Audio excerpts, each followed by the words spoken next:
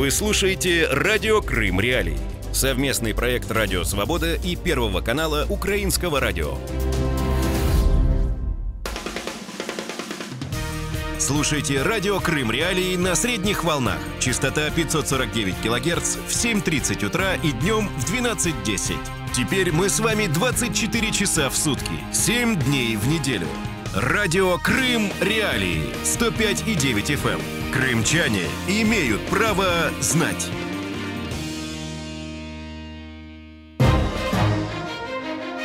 Здравствуйте, друзья! В эфире радио Крым Реалии. У микрофона Павел Казарин. Слушайте нас на средних волнах 549 АМ. Ну и кроме того, 105,9 FM. Круглосуточно милости просим к нам на сайт. Там есть кнопка «Прямой эфир», поэтому вы можете смотреть нас из интернета, а также из социальных сетей. Находите наши аккаунты во всех социальных сетях. Кроме того, милости просим к нам в эфир по телефону крымчан по номеру 8 810 06 926. Со своей стороны гарантируем бесплатность звонка, анонимность. Номер телефона для жителей материковых областей Украины 044 490 2905. Знаете, не устаем повторять, в 2014 году Крым столкнулся с совершенно новой для себя реальностью. Так уж получилось, что российская оккупация, она в первую очередь пытается разрушить те социальные связи, которые существовали на полуострове в украинское время до момента начала аннексии. И одним из первых под удар попал как раз Меджлис крымско-татарского народа. Как такое, во-первых, представительный орган крымских татар, с другой стороны, как такая вот история про горизонтальную сплоченность, про горизонтальные связи, которые позволяли выживать, не коммуницируя с властной вертикалью. И волна репрессий, которая развернулась на полуострове после смены флагов, она вынудила очень многих как раз вновь налаживать горизонтальные связи. Если ты не можешь коммуницировать с соседями через государственную вертикаль, если государственная вертикаль тебе враждебна, то ты выстраиваешь связи напрямую, для того, чтобы не остаться в одиночестве. И на полуострове за последние годы появилось сразу несколько общественных объединений, таких как Крымская солидарность или Безим Балалар. Чем они занимаются? В чем специфика их деятельности? Что вызвало к жизни их появление? И какие цели они перед собой ставят? Об этом пойдет сегодня речь в нашей программе. И об этом же мы будем говорить сразу после короткого сюжета. Крым в центре внимания. Российские власти полуострова пытаются добиться лояльности крымских татар. Если не получится, они заставят их замолчать. Такое заявление сделал глава ЦИК Курултая крымско-татарского народа Заир Смедляев. Сегодня уровень поддержки Москвы, Кремля крымскими татарами где-то находится в пределах 10%. Поставили задачу, что нужно, чтобы к концу года уровень доверия превысил 55%. И как сказал один из присутствующих там представителей власти, говорит, для этого мы используем весь арсенал, который у нас есть. Кого нужно, купим, кого нужно, запугаем, кого нужно, арестуем, кого нужно, уберем. Волна обысков и задержаний, которая прокатилась в Крыму, связана с гражданской позицией и активностью крымских татар, так считает адвокат Эмиль Курбединов. В Крыму народ все больше и больше сплачивается, и тому пример, как Крымская солидарность. Эта площадка довольно-таки активна на сегодняшний день, от нее исходит очень сильный импульс в общество. Все больше и больше, конечно, она привлекает к себе внимание спецслужб. Крымская солидарность была создана в апреле 2016 года. Первоначально она объединяла родственников обвиняемых принадлежности Хизбут Тахрир. Сейчас помогает всем семьям политзаключенных и пропавших без вести крымчан, рассказывает жена Рустема Абельтарова Эльзара. Конечно, хочется пожелать единства того, что народ должен знать, что никто не застрахован ни от чего. Еще одно объединение Безим Балалар, что в переводе означает «наши дети», оказывает помощь детям политзаключенных. Психологическую и финансовую. Собирает благотворительные взносы и проект «Крымский марафон». Деньги идут на оплату административных штрафов, которые подконтрольные России суды вынесли крымчанам. Чего себя чувствую Скруджем Макдак. Это реакция подконтрольных России правоохранителей на 25 тысяч монет по 10 рублей. 140 килограмм металла активисты принесли в полицию, чтобы оплатить штраф крымчанке за ее проукраинский пост в социальной сети. Крым в центре внимания.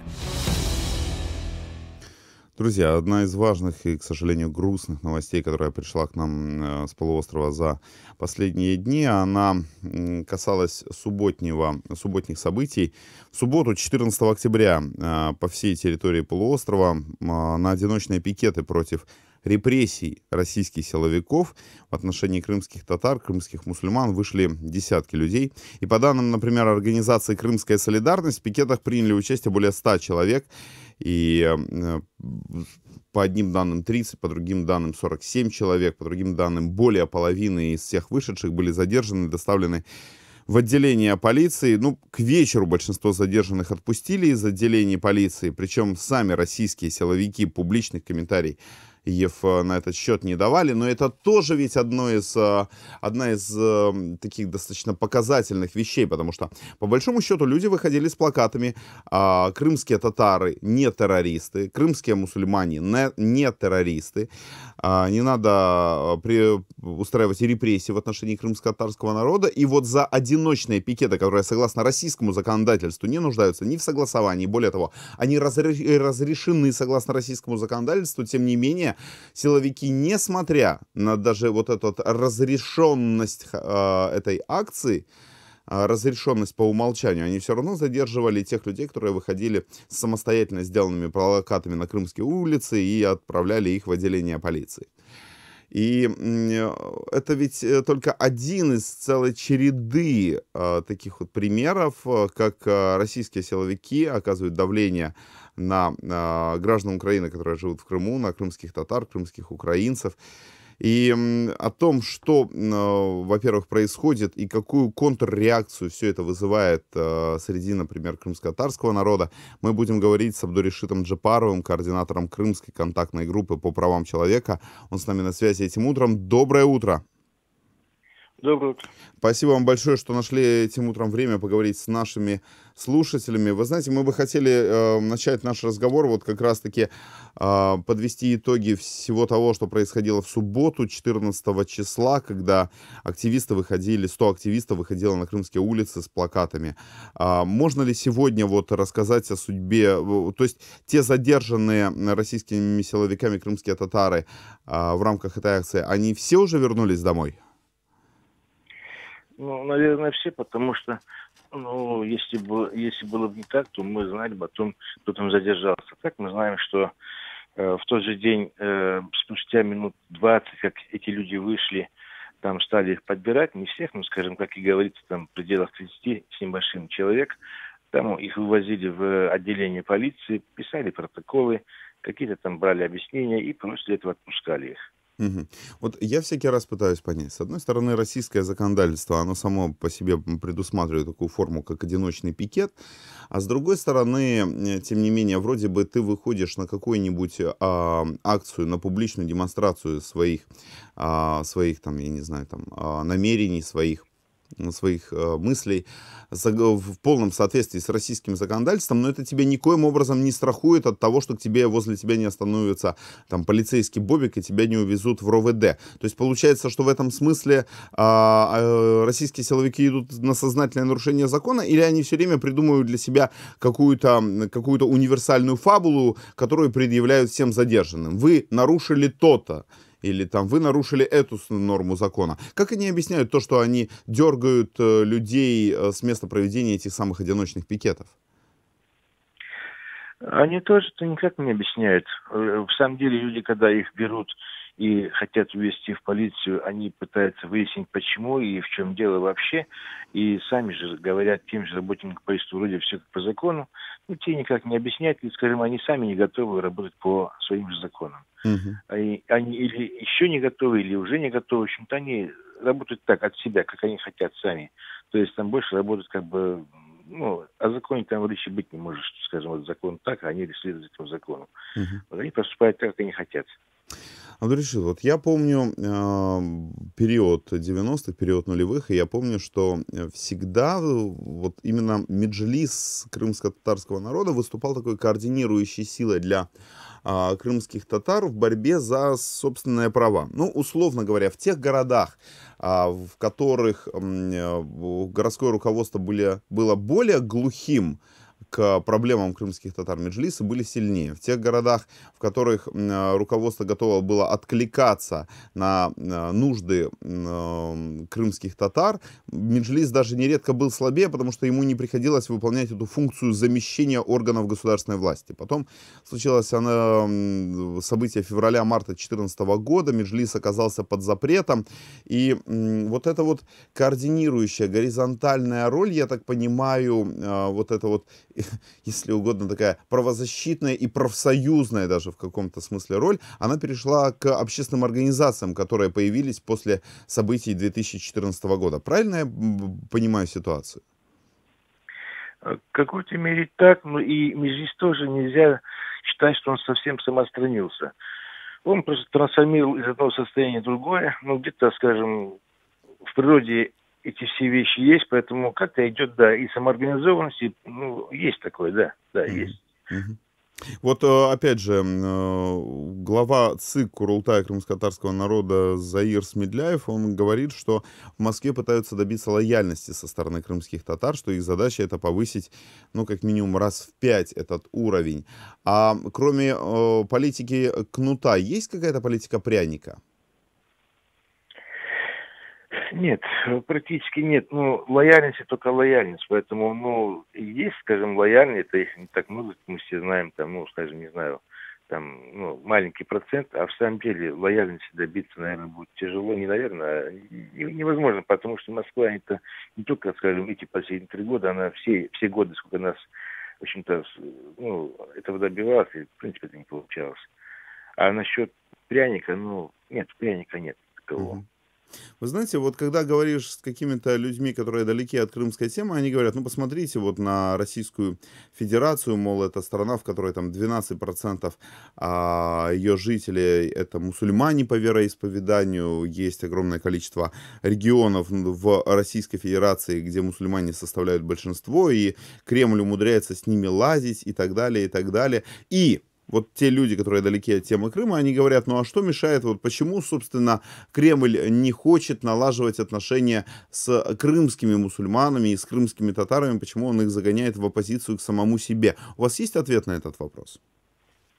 Ну, я думаю, что Кремль все-таки хочет налаживать на отношения, просто мы не хотим с Кремлем отношений, потому что нам это, ну, как бы не к лицу крымским татарам, как бы быть в дружественных отношениях с Кремлем. Это будет, на самом деле, очень нехорошо. Нас не поймут в мире. Есть ли какая-то, условно говоря, такая вот, ну, знаете, такая сделка, которую Мефистофель предлагает Фаусту? То есть, если ты становишься на нашу сторону, то мы предлагаем тебе, что Кремль готов предложить за лояльность? Да, в принципе, ничего. Ничего, в Кремле не привыкли, скажем, давать за что-то, предлагать что-то. Там просто, скажем так, должен быть лояльным или никак. А таких, ну, нет ничего, никаких предложений нет. Нет.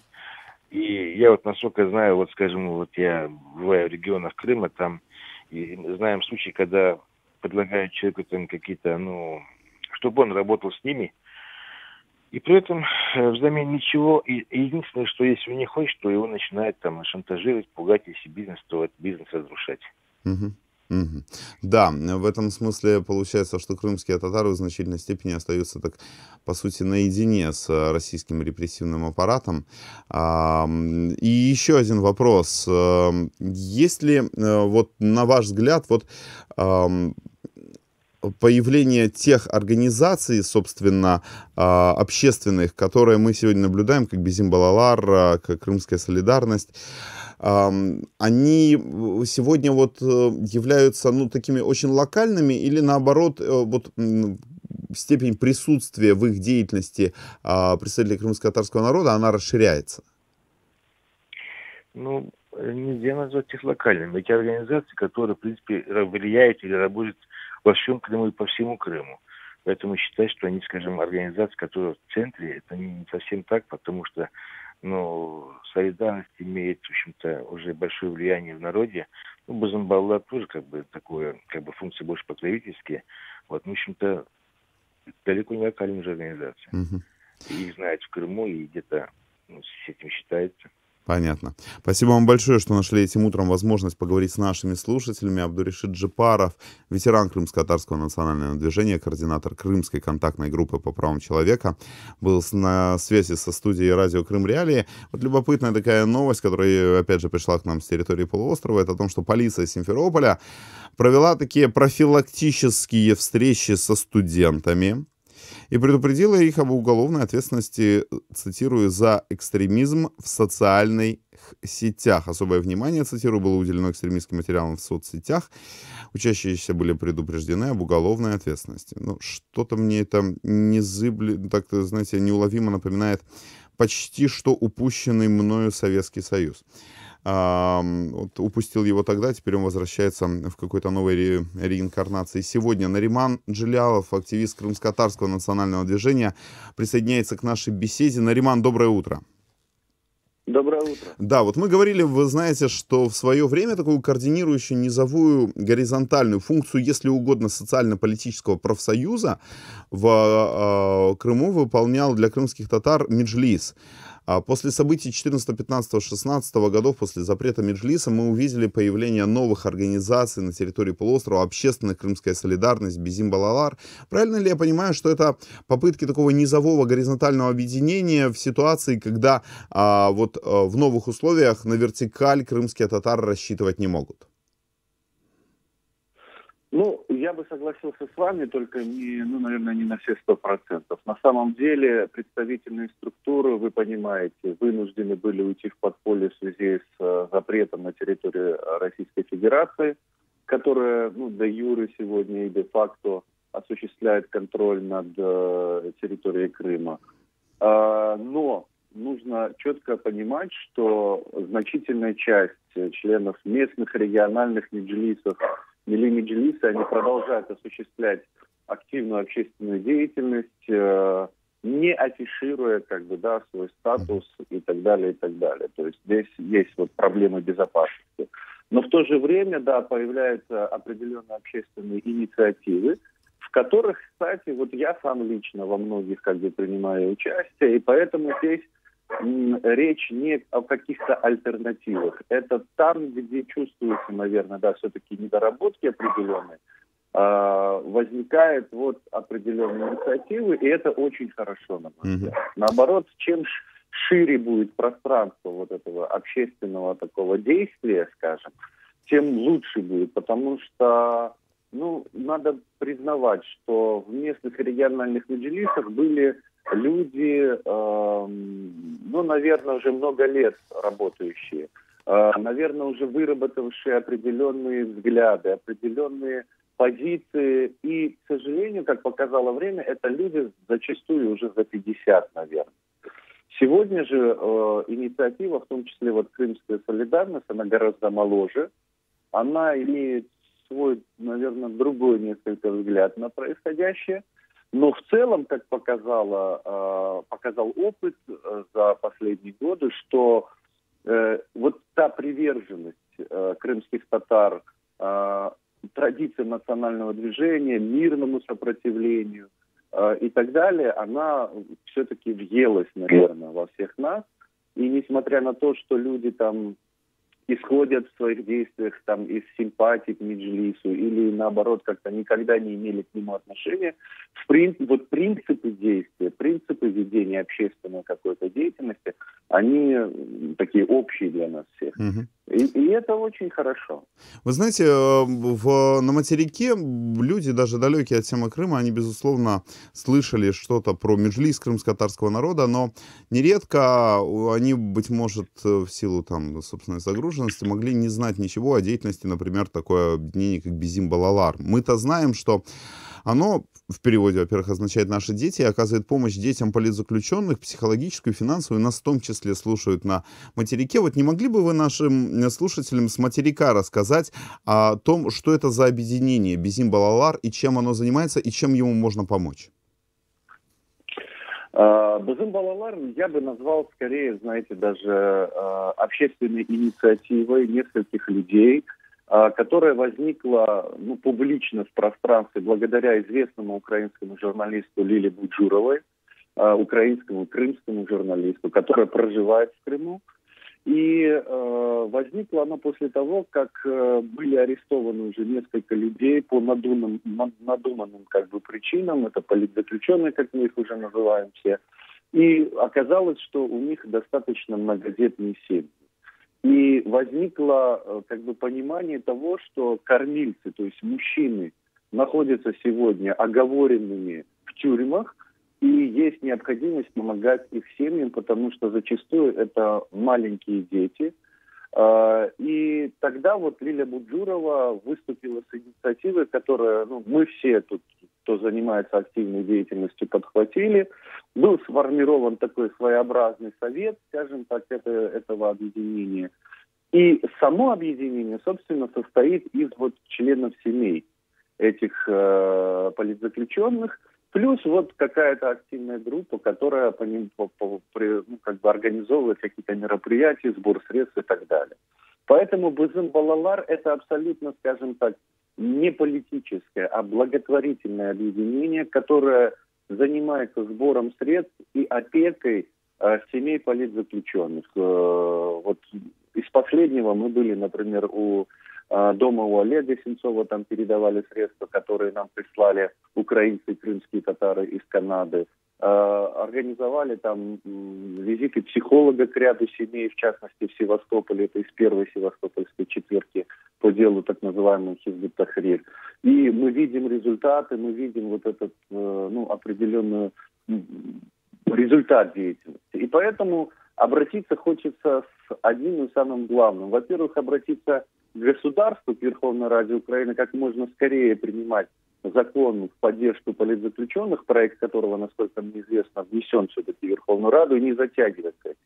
Мы уже давно говорим о том, чтобы государство сделало ряд шагов в поддержку политзаключенных. В первую очередь официально, наверное, дало им подобный статус и обеспечило определенные государственные социальные поддержки. Ну и, конечно же, ко всем неравнодушным людям, которые в Украине в огромном количестве есть, как и во всем мире, это продолжающийся сбор средств. Каждый месяц объединение «Наши дети» Бизим Балалар выплачивает на каждого несовершеннолетнего ребенка по 5000 рублей. И вот за последнюю неделю количество детей возросло на 20 с лишним человек, и сегодня их ровно 100. Это огромная сумма денег. И те запасы, которые были рассчитаны на меньшее количество, они, к сожалению, будут расходоваться быстрее, и помощь крайне необходима, чтобы эти дети чувствовали заботу как своих сограждан, так и вообще добрых людей, ну и, конечно же, украинского государства. Да, вы знаете, буквально вот последний вопрос, у нас остается 50 секунд. Есть ли какие-то у наших слушателей, например, послушал, и у него есть желание как-то финансово поддержать эту инициативу? Есть ли возможность человеку с материка каким-то образом передать деньги к детям крымских политзаключенных? Есть, конечно, способов много. Можно передать через любого знакомого крымчанина. Я думаю, в соцсетях можно найти меня, Лилию Буджурову, Заира Смедляева, любого крымского активиста, спокойно договориться, как это сделать и так далее. Но есть и более организованные сборы на территории материковой Украины. В частности, неоднократно известный, в принципе, журналист и ведущий новостей телеканала АТР Шевкет Наматулаев организовывал сборы. Он открывал специальный счет, по-моему, в Приватбанке, куда любой желающий мог перечислить, имеющуюся и желаемую сумму, я не знаю, от 1 гривны до чего-то большего. Или вот из рук в руки тоже вполне приемлемое. То есть абсолютно никаких ограничений. Хотите через банковский счет, хотите передать просто так. Спасибо вам, Нариман. Нариман Джилялов, активист крымско-татарского национального движения, был на связи со студией радио Крым Реалии. Друзья, не будьте равнодушными, не оставайтесь в стороне. Все контакты есть в том числе в нашей редакции. Поэтому милости просим, мы не прощаемся. У нас впереди есть еще много важного.